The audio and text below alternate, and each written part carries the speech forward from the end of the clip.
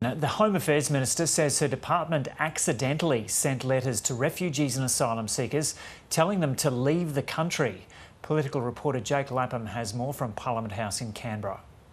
They were sent to 490 refugees and asylum seekers, many of whom have spent years in offshore detention and are now in the community on bridging visas and hoping for permanent resettlement. The letters say to these people that settlement in Australia is not an option for you, and it gives them 3 weeks to inform the department of their plans to settle in a third country. Now, my colleague in Melbourne, Christian Silver, has spoken to one of the refugees who received this letter. He said he was extremely traumatised by it.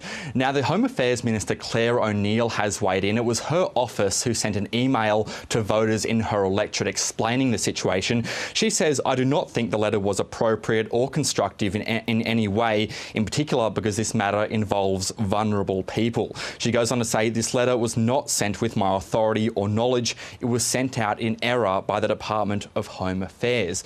Now, that appears to be contradicted by Clare O'Neil's own department, who responded in another statement that the correspondence was sent to individuals temporarily in Australia who do not currently have a third country migration pathway and have withdrawn from a resettlement process, or whom the department did not have details of a resettlement pathway. And it goes on to say that the letter was not sent in error. In any case, a directive like this does appear to be consistent with both Labor and Liberal migration policy, which states that anyone arriving by boat after July 2013 will not be permanently resettled in Australia. In any case, the Minister, Clare O'Neil, has issued a directive that the department should change its communication policies going forward.